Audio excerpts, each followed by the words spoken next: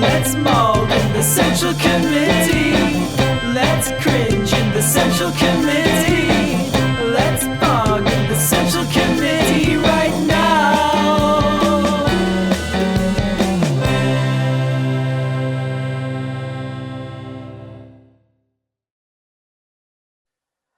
Hey, everybody. Thanks for coming back and joining us on the Nomiki Show. You will notice that I am still not Nomiki Const. However, I am still the guest host, otherwise known as Joan Rivers to her Johnny Carson, Arun Chaudhary to Nomiki Const.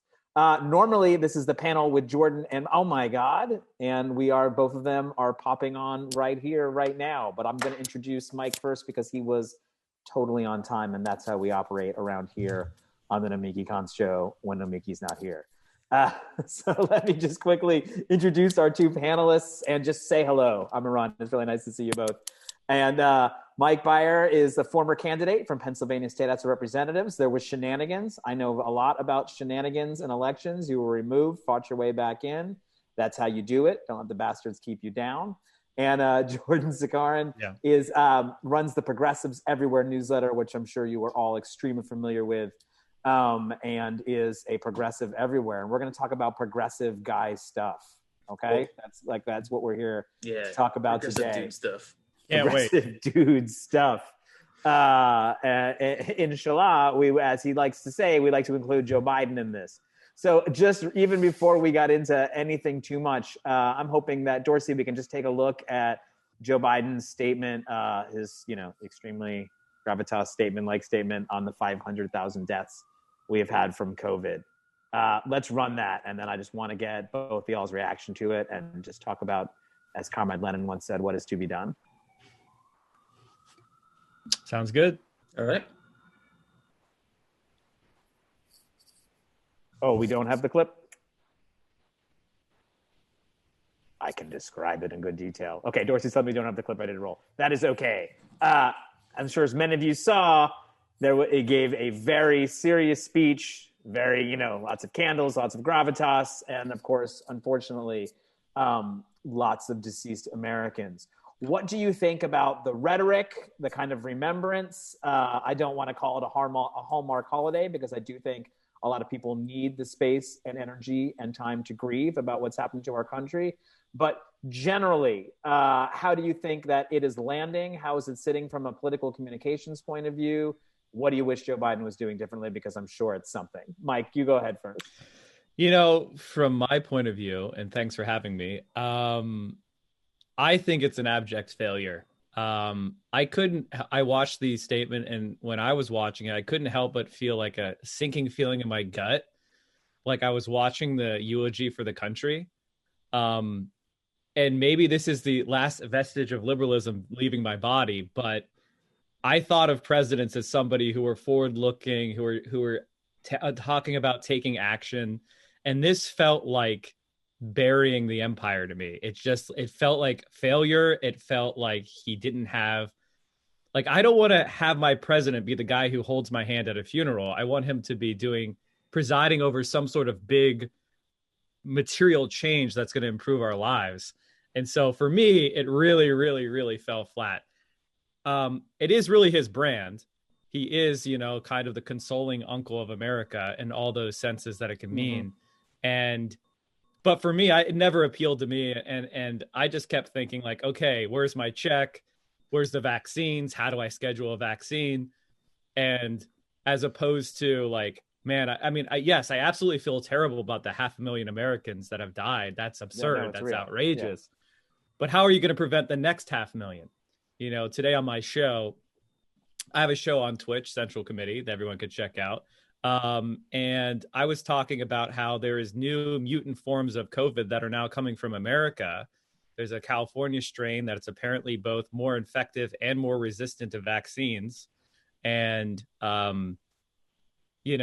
our failure in COVID may actually have more further consequences for the world, continuing the epidemic, possibly not allowing us to escape as easily as we thought from vaccines. And I hope that's not the case. It's just something that could happen. And when I'm watching my president, I want to hear about how he's going to solve the problem, not how bad he feels. Let's roll the clip. We actually have it ready to go, and then Jordan, I'm gonna hit you up for a reaction. Each day, I receive a small card in my pocket that I carry with me in my schedule. It shows the number of Americans who have been infected by or died from COVID-19. Today, we mark a truly grim, heartbreaking milestone. 500,071 dead. That's more Americans who have died in 1 year in this pandemic than in World War I, World War II, and the Vietnam War combined. That's more lives lost to this virus than any other nation on earth. But as we acknowledge the scale of this mass death in America, we remember each person and the life they lived. It's almost the Vietnam thing that jumps right out at me, because like it almost feels like a president giving a speech about how we really ought to get out of Vietnam in like 1974 or something, and just sort of people in the audience wondering who the last lucky person who gets to get shot is. But let me put words in your mouth. What do you think, Jordan? Well, I think what the difficult part about COVID just generally has been that because we're all stuck inside, those of us who are lucky to be stuck inside, it's hard to fully gauge, unless you know a lot of people who passed away, like the damage that has been done in a lot of ways.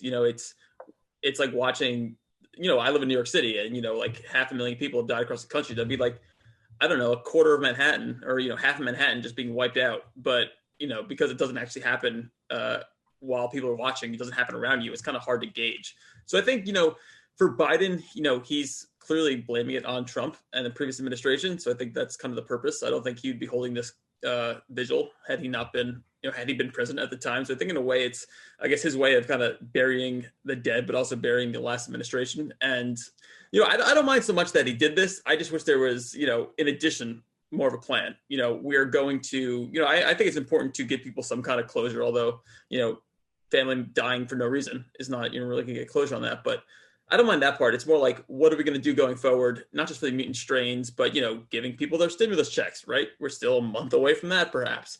Giving people, whether it's investing in jobs, investing in, raising the minimum wage. We're going to give up on that, apparently. So I don't, whatever. Have the thing. I think a lot of people, need some sort of like feel like somebody cares, because they've just been abandoned. Mm-hmm. But if that's it, if it's going to be like, I feel your pain, and then I'm not going to give you a minimum wage increase, I'm not going to give you a stimulus check, I'm not going to somebody give had to you do something healthcare. about that. Yeah. It sucks, right, guys? Oh God. So that's how long do you think he problem. has, Jordan? How long do you think he has to really say this is the concrete stuff that I want, and this is when it will come? I mean, all right, so we're going to get the stimulus by March 14th, perhaps. That's when it expires. So we got that maybe, and maybe there'll be minimum wage in there. Probably not, given the fact that, Kirsten Sinema, despite the fact that Arizona already has a $12 minimum wage, not going for it. So I don't know. It depends on how much he wants to push. He seems like he wants to push Neera Tanden and, a bunch of neoliberal nominees more than he wants to push for the minimum wage. I think probably 6 months is when he has, that's probably like the deadline to get most of these things done, because Congress will go on vacation in the summer, and then by the fall, more people can be declaring for different races. Right? Yeah. So he's got 6 months, and he's got the American people. He's got good polling numbers, but unless he wants to put in the muscle, unless he wants to break his own dedication to Jim Crow, to the filibuster, unless he wants to, I think he should be expanding the Supreme Court. But he's going to do maybe half the things he promised, if that, in the next 6 months, and that's going to be a problem. So he's got his chips, Mike. I mean, where would you, if you were actually Joe Biden, and what you remember from Obama was that he got to get one thing done. I mean, this is a thing that's always funny to me, because when I'm asked questions like this, I just simply draw from history on what presidents who accomplished a lot did, and they didn't act like passing legislation was some sort of fuel that they were burning. They used it as momentum. The reason why we say the first 100 days is because FDR passed 17 major pieces of legislation in the first 100 days in the New Deal. And so there's no reason you only have to do one bill in a year. You can do a lot of bills. You can do them very quickly. I urge you to go look at how quickly they moved to bail out Wall Street during when the COVID pandemic first started to bite. What would I be doing as Joe Biden? Well, I have a much different approach to power than someone like Joe Biden. I want people on the left to win elections, and I want them to win more elections. It doesn't seem that that's actually Joe Biden's goal. Something like DC statehood, Puerto Rican statehood, if they want it. Something like the Voting Rights Act. That would have been number one. The HR 1, the Voting Rights Advancement Act, is it actually an outstanding piece of legislation that would make the Democratic Party more powerful in the long run. The PRO Act, making unions more powerful. I ran as a state legislative candidate, and the juice for my campaign came from local volunteers and my local labor unions. That's where money comes from. That's where volunteers come from. That's where knowledge of the community comes from. Like when I'm knocking on doors, I had a teachers union volunteer who became my best friend, and we were canvassing all these doors, and she knew the community because she had been doing it for decades. Where is Joe Biden on these kind of retail politics? I have no idea. And as far as COVID-19 and the reaction to it and what we can do, the answer is he's doing exactly what they did with Obama. If you remember back in the Obama administration, they repealed DOMA. They repealed it in the lame duck session after they got slapped in the 2010 midterm.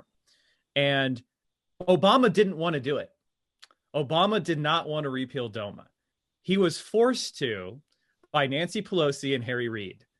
He said Obama was worried about another failure, and they were and Harry Reid went to him and he said, we have the votes. What do you mean? We're repealing DOMA. I don't give a shit what you say, Obama. And then they did. And they put it on his desk, and they ended up getting 60 some votes for it. They got some Republican votes. That's how I feel about Joe Biden. Bernie Sanders is doing the same thing with the $15 minimum wage. I don't give a shit what Joe Biden says about the parliamentarian. We're going to force this through, force Joe Manchin and Kristen Sinema to vote no on a COVID relief bill. I dare you. I double dog dare you. And then put it on Biden's desk, and he'll sign it.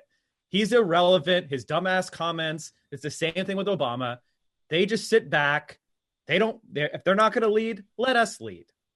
And that's kind of my attitude. And hopefully, Bernie Sanders, I know he's making a big push to keep the $15 minimum wage in through the parliamentarian. But like Obama, as far as I'm concerned, they're just somebody with a finger and a pen. Irrelevant. You're saying something that really resonates with a lot of what folks say on this show, on the Nomiki show all the time, which is that Democrats need to exercise power. And even listening to you say, I'm a filmmaker and I get, stupid images in my head, but I was like, yeah, if you get the genie, you ask for more wishes. That's sort of what you're saying. It's like the first thing you do with your power should be to amass as much power as you have so that you can use it. One of the things people want to do is push, economic stuff to the left. Dorsey, can we watch this clip, which is an endorsement of universal basic income coming from a less likely source? Plus, a push in Sacramento to provide a universal basic income to foster children as they age out of the system and try to make a go on their own. What do you think, Jordan, I'm going to ask you this first, about some of these progressive ideas being tried in these little ways? Like you can see Bernie, being like, why don't we try a little bit of Medicare for all just for vaccination relief, and we'll see if people like it or not. What do you think about this as a toe in the water for universal basic income? I think going back to what Mike said real quick is that, Democrats don't want to use power. And I think it goes beyond Biden. I don't think the people who are in the Senate necessarily want to use that power, even if it's not just Manchin and Sinema, right? They are the faces of obstructionism. They're the faces of filibustering. They're the faces of all that. We need to elect Democrats that want to use power. And I think that's our problem right now. We don't have enough of those people. Of course, we can try and pressure them. I'm all for doing that. But that's the fundamental problem. And when we look at things like these, this program, I think it's great. I think that, people who are in the foster, everyone should be getting UBI. But people who are in the foster program who are left out of it, who leave after a time, they're at a fundamental disadvantage. They should be given that opportunity. They should be given that help. I don't know why we need to pilot on a very small level, in states. It's one of those things where, Vermont or one of the other states tried a universal healthcare thing, but it's too small to do on any scale where it makes a difference or where it works unless you do it nationally. maybe a state can give some money to foster kids, and that can work on a small level. But unless Democrats are willing to take a big shot, they didn't start Medicare on a state level. They didn't start Social Security on the state level. Exactly. So unless we want to wait another 10 years, we're not going to, these things aren't going to happen on the national level. And in terms of the first 100 days, we see Republicans in Georgia, Iowa, Pennsylvania, all these states using their power immediately to revoke voting rights, to get rid of absentee balloting, to get rid of, in Georgia, souls to the polls with Sunday voting, the early voting. It's blatantly racist. They're not worried about, the politics of it, which are clearly terrible. They are bad politics. Republicans used absentee balloting all the time until 2020. They use their big lie to justify it. Republicans hate them, but they're willing to use power. They want to use power. They want to get more power for themselves. Democrats don't want to do that. So they can do all these pilot programs in small places and cities and, towns and state governments. But unless Democrats on the national level take action, expand voting rights, but do all these other things, it's never going to happen on the national level, no matter how many pilot programs and how many small successes they have. I couldn't agree more. I think exactly that idea. It's like these little things can fail and be pointed to as failures when we know that that's the plan to begin with. That once you say that a program is not universal for even one person, immediately Black people don't get it, right? It's sort of like when people complain, well, I don't want to pay for Donald Trump's kids to go to college. You're like, I am excited to pay for Donald Trump's kids to go to college because that is a tiny fraction of you know what? If a rich kid loses his student debt, I'm fine with it. Get rid of student debt. Well, it's just a ridiculous argument. This is actually something that if I could jump in and talk about Pennsylvania in particular, because I'm pretty much I know politics pretty well here, and let me just say that we won the Pennsylvania Supreme Court. Their statewide elections, for the Pennsylvania Supreme Court, their terms last 10 years, and a bunch of Republican judges were forced to step down because they were caught sending emails with racist jokes, like with Obama with a bone in his nose, bestiality porn from their official judge email account. So they were forced to step down, and we won these really great judges, and now we have a 5-2 majority on the Pennsylvania Supreme Court. That's part of why they were so mad about Pennsylvania, because those Democratic judges then went and protected voting rights in 2020. And so the Republican response to this is they want to gerrymander the Pennsylvania Supreme Court. Instead of having 7 statewide judges, they want to have 7 judicial districts and have judges represent a district so they can gerrymander 4 hardcore Republican-leaning seats and then pack the 3 Democrats, have a Pittsburgh seat, a Philadelphia seat, and maybe something like, the suburbs of Philadelphia. And then the rest of the state will be gerrymandered in a way that allows them to have a majority in this Pennsylvania Supreme Court. They don't care about democracy or anything. And they're going to do this constantly. In North Carolina, they want to pack the court. They've expanded the court in a number of other states at the state judicial level. So when they have the power and they need to pack the court, they immediately do. The Republicans would do that at the national level. If we ever got a majority on the Supreme Court, they would pack the court if they had the power to do so. All of these things, it's not a matter of if the Republicans would do it. They are limited by only one thing. Can they do it? If they can, they will. And I don't know what it's going to take to make Democrats realize that's the case. I believe that if we allow the Republicans to gerrymander after 2020, there is no way the Democrats are going to take power in Congress again, at least in my lifetime, barring some sort of huge result. Because in Pennsylvania, they already have a geographic advantage. Democrats tend to be more concentrated. And we have a test case here. Just to wrap it up. Sorry for the long monologue. But in Pennsylvania... No, it's okay. In Pennsylvania, our Democratic Supreme Court threw out our congressional map back before 2020. And we picked up 4 seats from them drawing fair maps. They were not biased towards the Democrats. They were just fair. So it went from... Then there's 18 Congress people that are elected in Pennsylvania in the House. It went from being a... 14-4 to 9-9.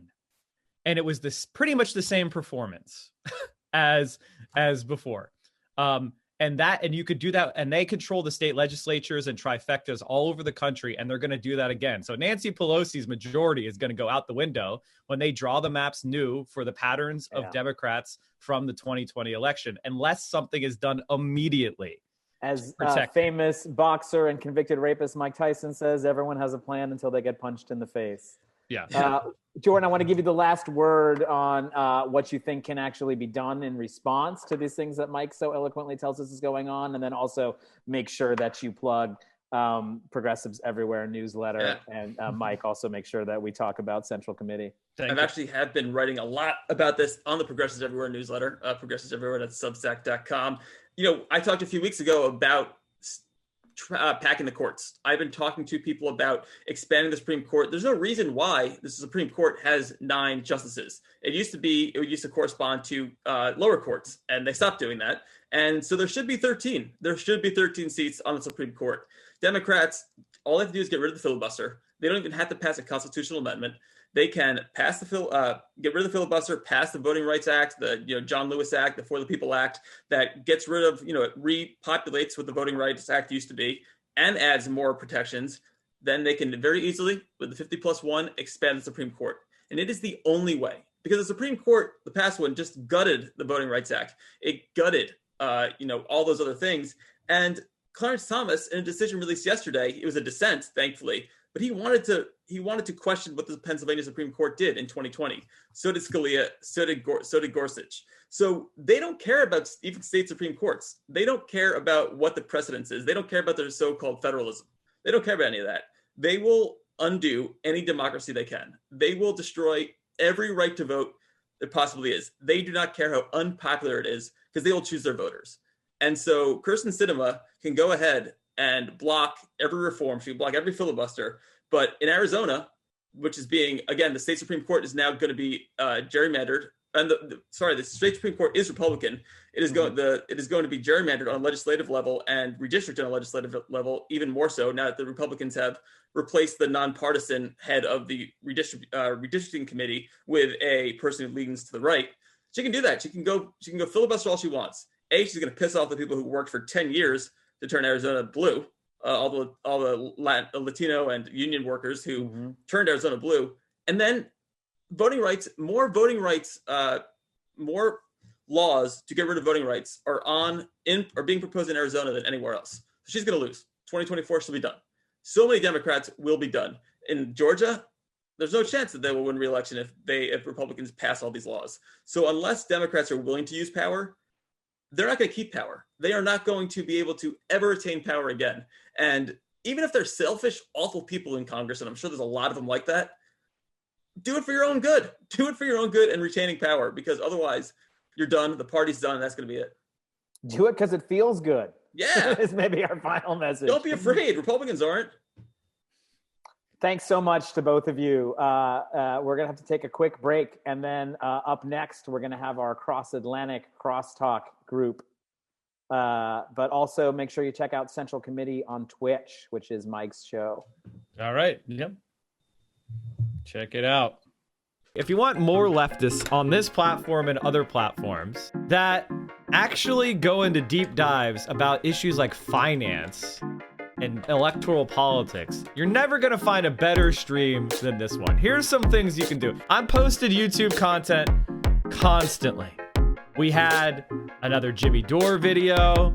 We had a not safe for stream debate with conservatives where Vosh and I and Denims debated with a bunch of conservatives about voter fraud. You have the dumbass takes of uniting with fascists. Get in there. Get in there.